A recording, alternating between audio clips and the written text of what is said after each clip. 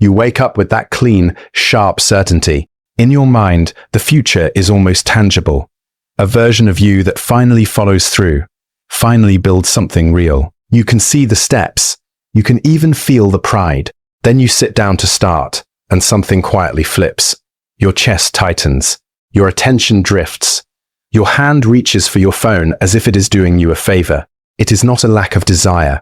It is your brain treating the work like a threat, because effort can mean discomfort, failure, and judgment. If this pattern feels familiar, the problem is not that you are broken.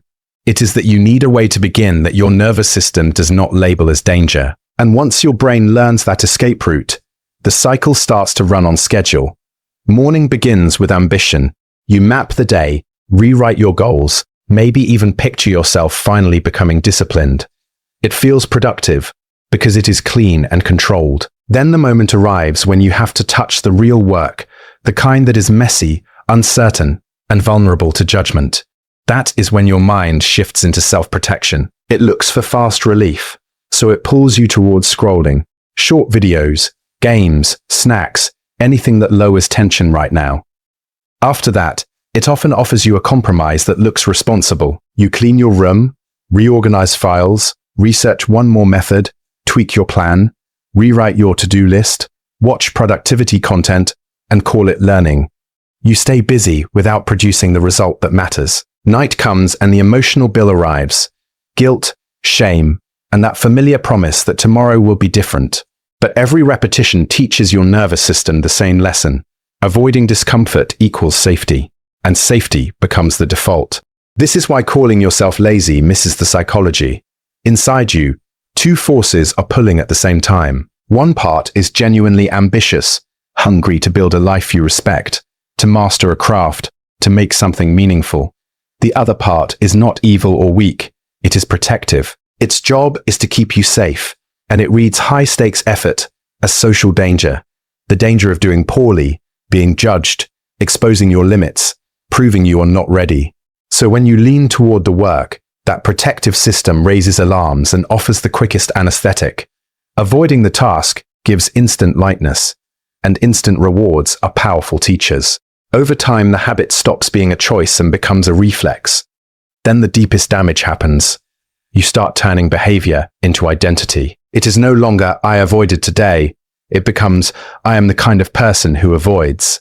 It is no longer, I slipped. It becomes, I always quit. Once the story hardens, every new attempt feels heavier, because it is not just work anymore. It feels like a trial, where you have to disprove your own label. And that pressure makes your brain protect you even harder. That is why waiting for motivation quietly makes the cycle stronger. Motivation is not a stable engine. It is weather. It rises and falls with sleep, stress, hormones, social comparison, even a single notification. If you only work when you feel ready, you hand the steering wheel to something that cannot be trusted to show up on time. And the more you delay, the more the task grows in your mind, which makes your protective system louder. Tomorrow becomes a fantasy where you finally have the perfect mood, but when tomorrow arrives, the work is still uncertain, and your brain still prefers safety.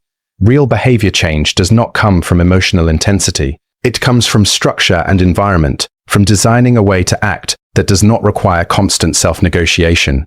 So the way out is not a dramatic reinvention. It is a small, durable system built around what your nervous system can actually tolerate. Think of it as a daily small bridge, a minimum action that is almost impossible to refuse. In the beginning, the goal is not to break through. The goal is to show up consistently until your brain stops treating the work as danger. That minimum has rules. First, it must be real work, not preparation. Planning is a tool, but it is not progress. Second, it has to be painfully specific, with a clear first step. Not write the essay, but open the document and write 5 rough sentences.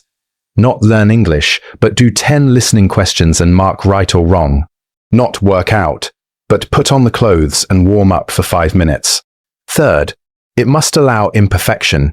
You are allowed to do it badly, to do it unfinished, because the target is exposure, not excellence.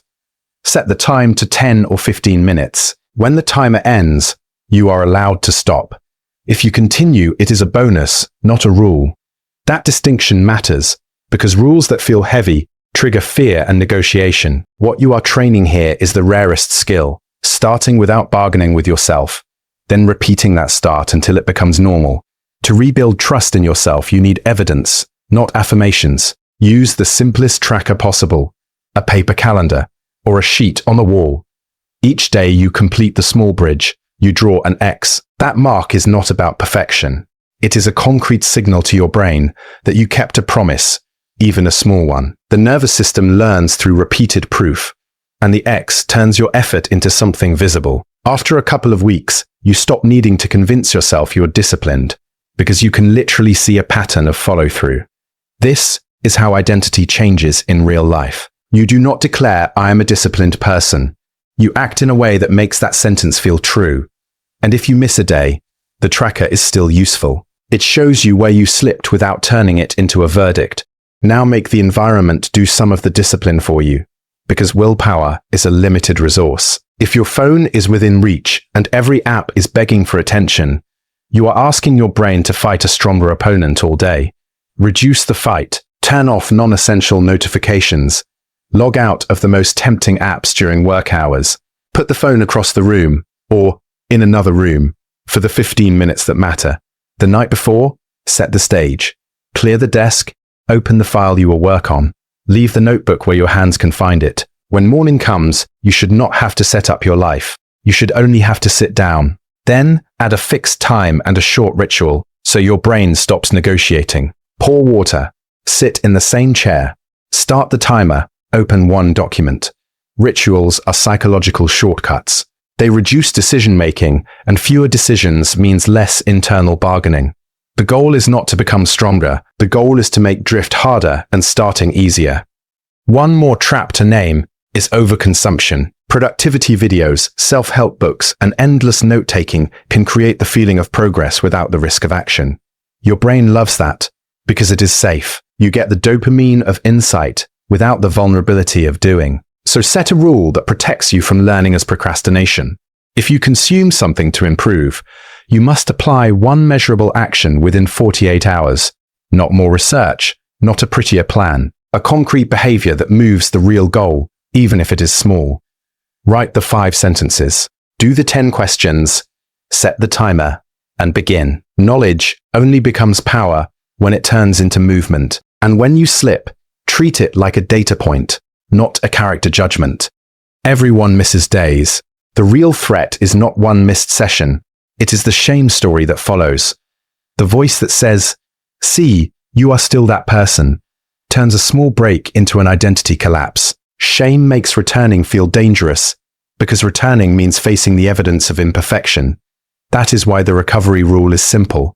Never let one day become 2. The next day, do only the minimum. Do not make up for it by doubling the workload. Overcorrection makes the task feel heavier, and heaviness triggers the same protective alarm that started the cycle. Real discipline is not intensity. It is the ability to return quickly, calmly, and without drama, until returning becomes automatic.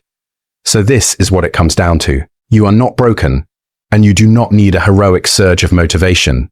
You need a system that respects how the brain prioritizes safety. A small bridge that lowers the threat level, an X mark that turns promises into evidence, an environment that makes distraction less available, and a ritual that reduces negotiation. When you miss, you return without turning it into a story. Over time, the nervous system stops bracing because the work is no longer a crisis. It is a familiar practice. If you want one next step that fits in your life today, choose a minimum action that is painfully specific. Set a 15-minute timer and do it once, not to prove anything, just to show up.